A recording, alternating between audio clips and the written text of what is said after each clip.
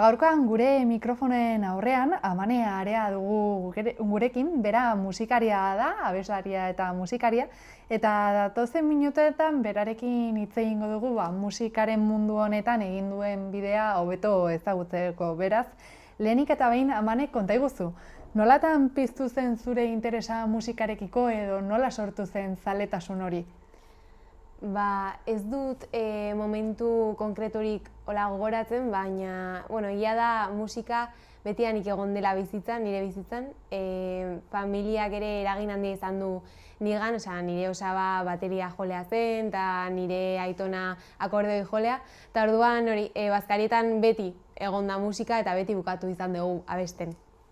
Eta konta iguzu, ez dakit orain arte egon alden musikaririk edo musika talderik zure musikarekiko zaletasun hori garatzen edo lagundu duenik?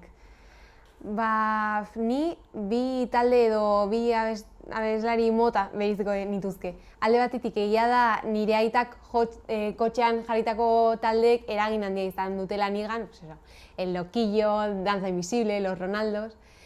Baina, abesterak orduan Izarok edo Rozalenek eragin handia izan dute nigan, bai. Eta konta iguzu, noiz hasi zinen musikarekiko zaletasun hori garatzen, hau da, ez dakit klaseak jaso aldituzun edo ze formakuntza jaso duzun orain arte musikarekin loturik? Txikian nintzenean eskola musikan hasi nintzen, biolontxeloarekin hasi nintzen, baina gero utzi eta gitarraren ordez aldatu nuen. Kontratu nintzelako gitarrak aukera gehiago eskaintzen zizkidalako abesterak orduan eta lagunekin partekatzerak orduan, ez? Eta gero nire osabaz batez ere asko ikasi dut. Eta konta iguzu, zein izan da orain arte musikari esker bizi izan duzun momenturik bereziena edo zuretzat garrantzitsuena edo politena? Asko, baina iaz Donostin nengoen abesten eta batean bi neska hurbildu eta aukera eskaini zidaten hildako gizon baten omenaldi batean abesteko. Eta esperientzia oso gogorra izan zen, baina aldi berean superpolita.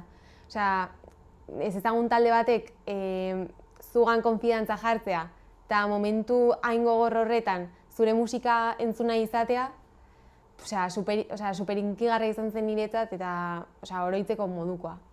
Eta zein musika estilo da gehien gustatzen zaizuna edo zure bizitzan zehar gehien entzuten duzuna? Txikitatik asko gustatu zaizkit musika programak. Orduan estilo eta genero desberdinetako abestiak entzun ditut betidanik. Orduan zaila egiten zait igual nire burua estilo bakar batekin identifikatzea, ez? Baina, egia da entzuten eta jarraitzen ditudan artista guztiek beti historia kontatzen dituztela. Eta nik asko baloratzen dut hori artista batean. Bere bizitza nolabait isladatzea eta hori istorio bat kontatzea. Hori da, eta ikusi dugu orain dela gutxi emakume artistak izeneko jardunaldian parte hartzeko aukera izan duzula. Konta iguzu, zer suposatzen dute zuretzat horrelako ekitaldietan zure musika eskaintzeko aukera izatea? Bai, duela urte asko hasi nintzen horrelako inkintzetan, eta niretzat aukera izugarria da artista bezala hobetzeko eta erronka berriei ere aurre egiteko. Eta gainera horrelako ekintzak mezu bat bidatzen dutenak gizarteari super garrantzitsuak iruditzen zaizkit. Hori da, zuk ondo aipatu duzun moduan, aurrekoetan ere udalarekin lanean aritu zara horrelako bestelako ekitaldietan, bai gazteria arloak antolaturikoak edo besteetan aipatzen zenuena, ez? Azkenean mezu bat duten ekintzak direla, baina konta iguzu pixka bat nola antolatzen dituzun horrelako saioak, zer egin ohi duzu horietan edo nola prestatzen dituzun zuk? Nik uste dut saiatzen naizela ekintzak eskatzen duena buruz ez abestiak antolatzen eta prestatzen. Nire oroimen politenetako bat izan zen, adibidez, hasi nintzen momentuan udalak deitzea eta nire lehenengo aktuazioa Irunen izatea. Orduan beti oso esperientzia polita izan da niretzat, nire hirian abestea eta nire lagunen artean, ez? Horitxe da, imaginatzen dut horietatik asko ikasi behar dela, ez? Azken finean lan ordu asko daude horiek prestatzeko, baina azken finean esperientzia aberasgarriak izango dira. Bai. Eta konta iguzu pixka bat, aipatu dugu musikan orain arte egin duzu nibelbidea, baina etorkizunera begira pixka bat zeintzuk diran zure asmoak, ez dakit hurrengo kontzerturen bat alduzun ja buruan edo?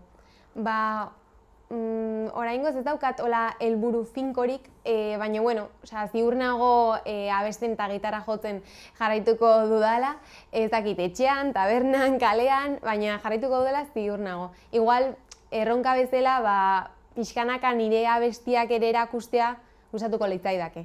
Oraindik pixkat ezkutuan ditut, baina aurrera pauso polita izan litzateke.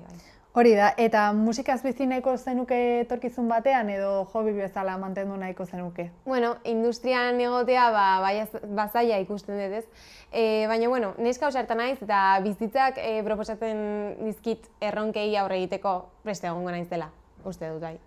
Eta konta iguzu, zer transmititu nahiko zenuke zure musikaren bitartez, hau da, ze mezu edo pixka bat jendeak zer sentsazio izatea nahiko zenuke? Gustatuko litzaidake entzuten didan pertsonak nola etxeko gozotasun edo lasaitasun hori sentitzea, ez? Nire kantak lagunen artean, familiaren artean abesteko modukoak izatea. Eta amets handi batean pentsatu, hau da, zein izango litzateke zure ustez zure bizitzako kontzertu, hau da, leku bereziren bat, kontzertua eskaintzeko edo? Adibidez jaietan, hor abestea, plaza handiago batean, eszenatoki handiagoan, zergatik ez. Primeran Amane, kontatutako guztia eskertzen dizugu eta oneraino gerturatu izan eta zorte on guztia opa dizugu zure ibilbidean. Eskerrik asko.